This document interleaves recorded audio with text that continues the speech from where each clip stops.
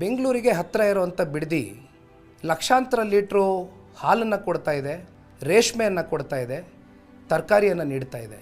ಆದರೆ ಇಂಥ ಒಂದು ಫಲವತ್ತಾದಂಥ ಕೃಷಿ ಪ್ರದೇಶದಲ್ಲಿ ಇವತ್ತು ರಾಜ್ಯ ಸರ್ಕಾರ GBIT ಅಂದರೆ ಗ್ರೇಟರ್ ಬ್ಯಾಂಗ್ಳೂರ್ ಇಂಟಿಗ್ರೇಟೆಡ್ ಟೌನ್ಶಿಪ್ ಪ್ರಾಜೆಕ್ಟ್ನ ಇಲ್ಲಿ AICT ಮಾಡ್ತೀನಿ ಅಂತಾರೋ, ಸ್ಮಾರ್ಟ್ ಸಿಟಿ ನಿರ್ಮಾಣ ಮಾಡ್ತೀನಿ ಅಂತಾರೋ, ಆದರೆ ಒಂದು ಹೆಚ್ಚು ಕಮ್ಮಿ 7,480 ಎಕರೆಯಷ್ಟು ಕೃಷಿ ಪ್ರದೇಶವನ್ನು ಇವತ್ತು ರೈತರಿಂದ ಕಿತ್ಕೊಳ್ಳೋದಕ್ಕೆ ಪ್ರಯತ್ನ ಪಡ್ತಾ ಇದ್ದಾರೆ.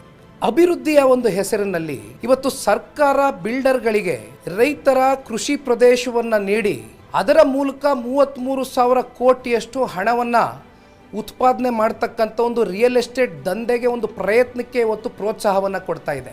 ಸರಿಸುಮಾರು 10 ಲಕ್ಷಕ್ಕೂ ಹೆಚ್ಚು ಗಿಡ ಮರಗಳು ಜೊತೆಯಲ್ಲಿ 6 ಲಕ್ಷಕ್ಕೂ ಹೆಚ್ಚು ಹಾಲು ಇವತ್ತು ಬೆಂಗಳೂರು ನಗರಕ್ಕೆ ಕೇವಲ 2 ಪಂಚಾಯಿತಿಗಳಿಂದ ಏನು ಸರಬರಾಜಾಗ್ತಾ ಇದೆ ಅದನ್ನು ಸಂಪೂರ್ಣವಾಗಿ ನಾಶ ಮಾಡಕ್ಕೆ ಹೊರಟಿದ್ದಾರೆ.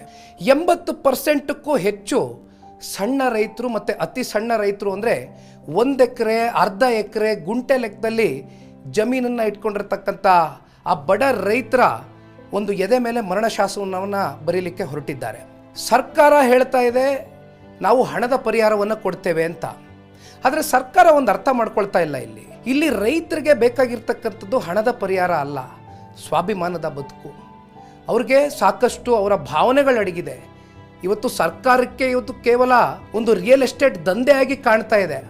ಆದರೆ ರೈತರಿಗೆ ಆ ಹಸಿರು ಭೂಮಿ ಅವರ ಉಸಿರಾಗಿ ಉಳಿದಿದೆ. ಒಂದು ನಾನು ಇಲ್ಲಿವರೆಗೂ ಗಮನಿಸ್ಕೊಂಡು ಬಂದಿದ್ದೇನೆ, ತಾವು ಎಲ್ಲರೂ ಕೂಡ ನೋಡಿದ್ದೀರಿ.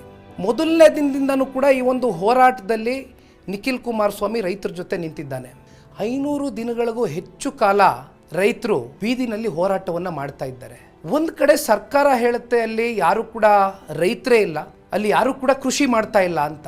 ಇಂಥ ಒಂದು ಸಂದರ್ಭದಲ್ಲಿ ಇವತ್ತು ನಾನು ಹೇಳುವಂಥದ್ದಿಷ್ಟೇ, ಇಲ್ಲಿ ಬಿಡದಿ ರೈತರ ಬದುಕಿನ ಪ್ರಶ್ನೆ ಅಷ್ಟೇ ಅಲ್ಲ, ಇವತ್ತು ನಾಡಿನಾದ್ಯಂತ ಅನ್ನದಾತರು ಏನಿದ್ದಾರೆ, ಇವತ್ತು ಅನ್ನದಾತರಿಗೆ ಕಷ್ಟ ಆದಾಗ, ರೈತರಿಗೆ ಕಷ್ಟ ಆದಾಗ ಅವರ ಒಂದು ಅಸ್ತಿತ್ವವನ್ನು ಉಳಿಸ್ತಕ್ಕಂಥ ಒಂದು ಪ್ರಯತ್ನ ಇವತ್ತು ನನ್ನ ಮೇಲಾಗಲಿ ತಮ್ಮಗಳ ಮೇಲಾಗಲಿ ಒಂದು ದೊಡ್ಡ ಹೊಣೆಗಾರಿಕೆ ಮತ್ತು ಜವಾಬ್ದಾರಿ ಇದೆ. ಅದನ್ನು ಅರ್ಥಕೊಂಡು ಬಹುಶಃ ಈಗ ಸಮಯ ಬಂದಿದೆ. ಇಷ್ಟು ದಿನಗಳ ಕಾಲ ನಾವು ಕೂಡ ಕಾದು ಕುಳಿತ್ವು, ಆದರೆ ಇವತ್ತು ಸಮಯ ಬಂದಿದೆ.